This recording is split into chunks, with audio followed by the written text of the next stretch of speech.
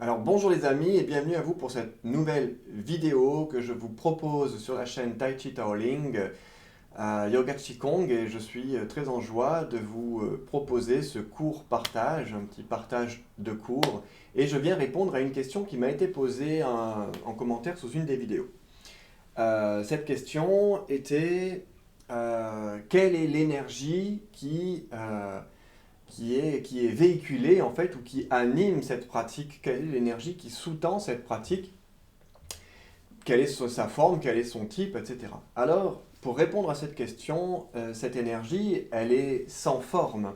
Elle est universelle. Elle est l'énergie de vie. Ce que je nomme le souffle de la grâce qui anime toute forme, tout corps, toute manifestation.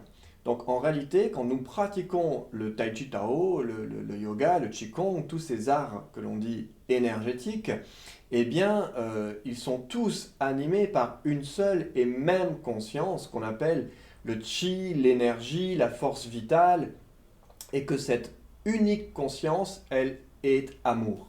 En réalité, pratiquer ces disciplines est une reliance, que signifie ce mot yoga notamment d'ailleurs, qui est une unification entre ce que l'on pourrait considérer comme étant le corps personnel, le moi individuel, avec la conscience divine et universelle, le soi universel.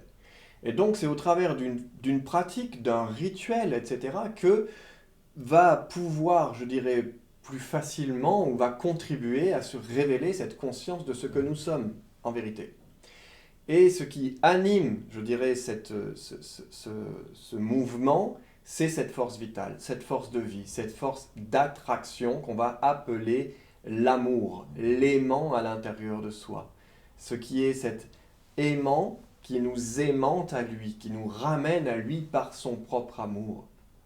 Donc, le Tai Chi Tao Ling est une voie d'expression de l'amour universel.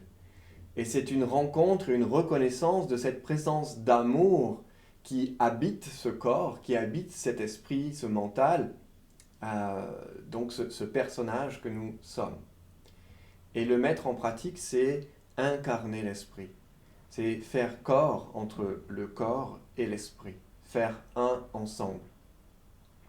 Donc ce qui anime, c'est cette force de vie qui est universelle, intemporelle, qui n'appartient à rien ni à personne, que nul ne peut posséder, que nul d'ailleurs ne peut repousser, car en réalité c'est ce qui est de toute éternité.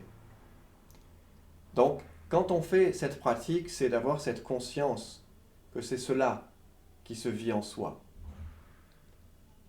Et que tout ce que l'on fait, c'est en son nom, en le nom de cette conscience, présence divine que nous sommes.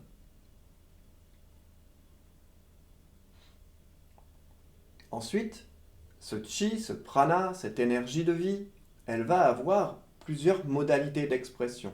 Elle va monter, elle va descendre, elle va aller vers l'extérieur, elle va revenir vers l'intérieur. Elle s'expanse, elle se condense, elle se concentre.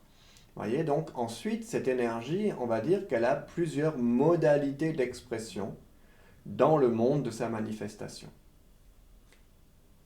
Et cela, eh bien, vous pourrez le vivre, le pratiquer pendant les cours qui sont donnés, dans la semaine en particulier, à raison de 4 cours auxquels vous avez accès selon votre propre disponibilité et liberté. Voilà pour cette petite information sur la notion de la respiration, du souffle et de ce qui anime la pratique du Tai Chi Taoling. À très bientôt pour une prochaine vidéo ou éventuellement lors d'une présence durant les cours. Merci à vous et à bientôt.